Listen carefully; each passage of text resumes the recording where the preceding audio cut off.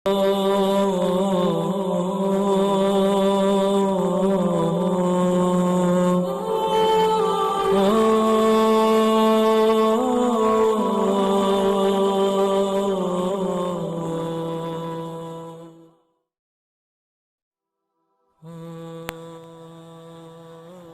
باللہ من الشیطان الرجیم بسم اللہ الرحمن الرحیم۔ السلام علیکم میرے معزز اور واجب الاحترام ساتھیو۔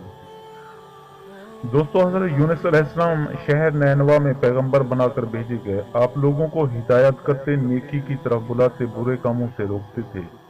آپ علیہ السلام قوم سمود کی طرف بھیجے گئے۔ اس قوم کے لوگ بتوں کی پوجا کرتے تھے۔ جب آپ علیہ السلام لوگوں کو حق کی طرف بلاتے اور خدا واحد پر ایمان لانے کی تلقین کرتے، لیکن لوگ آپ علیہ السلام کی تعلیمات کا انکار کرتے اور حضرت یونس علیہ السلام سے کہتے کہ ہم تیرے خدا کو نہیں مانتے۔ اس پر آپ علیہ السلام فرماتے کہ خدا کی عذاب سے ڈرو جو بہت سخت عذاب ہے۔ لوگ آپ علیہ السلام کی باتیں سن کر آپ کا مذاق اڑاتے اور آپ کی راہ میں رکاوٹیں کھڑی کرتے۔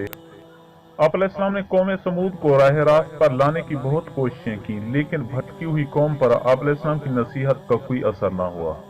تو آپ علیہ السلام کو یقین ہو گیا کہ یہ لوگ خدا پر ایمان نہیں لائیں گے۔ آپ علیہ السلام مایوس ہو گئے۔ مایوسی کی حالت میں آپ نے قوم سمود کی تباہی و بربادی کے لیے بد دعا کی اور اس سرزمین سے نکل پڑے۔ چلتے چلتے دریائے فرات کے کنارے پہنچے تو دیکھا کہ ایک کشتی کنارے پر لگی ہے، لوگ اس پر سوار ہو رہے ہیں۔ ان کی دیکھا دیکھی آپ علیہ السلام بھی اس پر سوار ہو گئے۔ جنہیں جانا تھا وہ سب سوار ہو چکے۔ کشتی لوگوں سے بھر چکی۔ اس کے بعد کشتی اپنی منزل کی طرف روانہ ہوئی۔ سمندر پرسکون تھا، آسمان بھی صاف تھا، مسافر اطمینان سے بیٹھے ہوئے تھے۔ جب کشتی بیچ سمندر میں پہنچی تو دیکھا کہ آسمان پر سیاہ بادل اٹھ رہے ہیں، پھر ہوائیں چلنے لگیں۔ ہوا اچانک طوفان کی شکل اختیار کر گئی۔ سمندر میں کشتی ڈگمگانے لگی، سمندر کی لہریں اوپر نیچے ہونے لگیں، بارش بھی شروع ہو گئی۔ طوفان کے جھٹکوں اور پانی کے تھپیڑوں سے کشتی کے ڈوبنے کا اندیشہ پیدا ہو گیا۔ کشتی میں بیٹھے ہوئے مسافروں میں سے ایک نے کہا کہ معلوم ہوتا ہے کہ کشتی میں کوئی ایسا شخص بھی سوار ہے جس سے کوئی بڑی غلطی سرزد ہو گئی ہے۔ جب تک ایسے شخص کو کشتی سے نہ نکالا جائے، کشتی کا صحیح سلامت رہنا محال ہے۔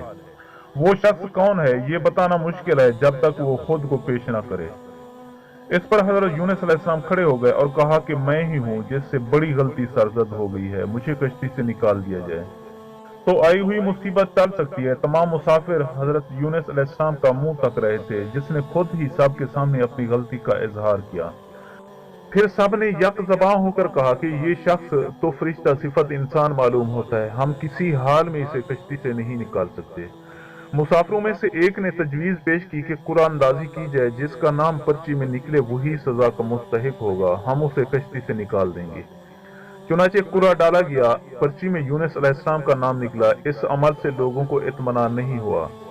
پھر قرعہ ڈالا گیا تو یونس علیہ السلام کا ہی نام نکلا۔ اس طرح سے یہ عمل بار بار دہرایا گیا۔ ہر بار یہی ہوا کہ حضرت یونس علیہ السلام نے کہا کہ میں اپنے رب کا نافرمان ہوں، خدا کا حکم بھی یہی ہے، مجھے دریا میں ڈال دو، تمام مسافروں کی جان بچ جائے گی۔ حضرت یونس علیہ السلام نے کشتی کے مسافروں سے اور ملاح سے بار بار کہا کہ وہ کشتی سے چھلانگ لگانے کے لیے تیار ہیں، اس لیے کہ میں نے اللہ کے حکم کا انتظار نہیں کیا۔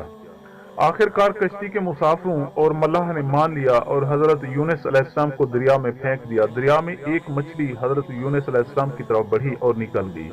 اللہ تعالیٰ نے مچھلی سے کہا کہ یہ تیری خوراک نہیں ہے، یہ تیرے پیٹ میں میری امانت ہے جسے واپس کرنا ہے۔ چنانچہ آپ علیہ السلام مچھلی کے پیٹ میں اندھیرے میں رہے، اللہ کا ذکر کرتے رہے اور معافی طلب کرتے رہے۔ آپ پکار رہے تھے کہ اے اللہ، تیرے سوا کوئی عبادت کے لائق نہیں، تو پاک ہے۔ بلا شبہ میں نے اپنے ہی نفس پر ظلم کیا اور میں ظالموں میں سے ہوں۔ اللہ نے آپ علیہ السلام کی پکار سن لی۔ آپ مچھلی کے پیٹ میں محفوظ رہے۔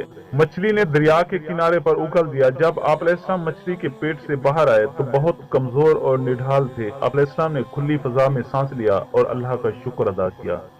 اللہ نے حضرت یونس علیہ السلام سے فرمایا کہ اگر تو مچھلی کے پیٹ میں میری پاکی بیان نہ کرتا تو نجات حاصل نہ کرتا۔ جس جگہ پر مچھلی نے آپ کو اگلا تھا وہاں کوئی درخت نہ تھا، نہ کوئی سایہ، دھوپ ہی دھوپ تھی، گرمی بھی ناقابل برداشت تھی۔ اللہ کے حکم سے وہاں ایک بیل دار پودا اگ گیا، پودے کی بیل سے سایہ آ گیا۔ آپ علیہ السلام سایہ تلے بیٹھ گئے اور اللہ کا ذکر کرنے لگے۔ کہا جاتا ہے کہ آپ علیہ السلام کے پاس ایک ہرنی آتی تھی اور اپنا دودھ پلا جاتی تھی۔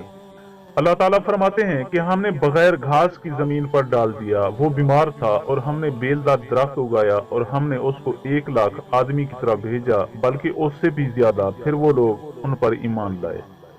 دوستوں، ملک نینوا چھوڑ دینے کے بعد آپ علیہ السلام کی قوم آپ کو بہت زیادہ یاد کرنے لگی۔ آپ علیہ السلام کے نکل جانے کے بعد پچھتانے لگی۔ لوگوں نے محسوس کیا کہ آپ علیہ السلام نبی تھے اور ہدایت کے لیے آئے تھے۔ لوگوں نے اللہ سے معافی طلب کی اور حضرت یونس علیہ السلام کی آمد کا انتظار کرنے لگے۔ لوگوں نے اقرار کیا کہ ہم اللہ پر ایمان لائے اور اس بات پر بھی کہ یونس علیہ السلام اللہ کے بھیجے ہوئے نبی ہیں اور آپ علیہ السلام کے لائے ہوئے پیغام پر یقین رکھتے ہیں اور یونس علیہ السلام کی تصدیق کرتے ہیں۔ اور قوم کے لوگ ایک دوسرے سے کہنے لگے کہ حضرت یونس علیہ السلام ہمارے درمیان آ جائیں تو ہم سب ان کی تعظیم کرنے لگیں گے اور ان کے حکم پر عمل کریں گے۔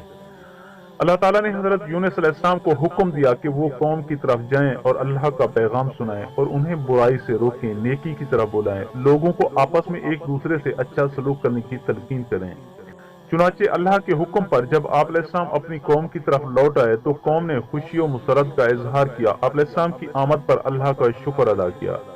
واپس آ کر حضرت یونس علیہ السلام نے تبلیغ شروع کر دی اور ہدایت دینے لگے کہ برے کاموں سے دور رہیں، ضرورت مندوں کی مدد کریں، بھوکوں کو کھانا کھلائیں، ننگوں کو کپڑے پہنائیں، کسی کے ساتھ برا سلوک نہ کریں۔ دوستوں، میں امید کرتا ہوں کہ آپ کو میری یہ ویڈیو اچھی لگی ہو۔ اگر آپ کو میری یہ ویڈیو اچھی لگے تو پلیز آپ میرے چینل کو سبسکرائب اور اس ویڈیو کو لائک ضرور کیجیے اور اپنی قیمتی آراء کا اظہار نیچے کمنٹ سیکشن میں کرنا مت بھولیے، اور ہماری اگلی ویڈیو تک ہمیں اجازت دیجیے۔ اللہ حافظ۔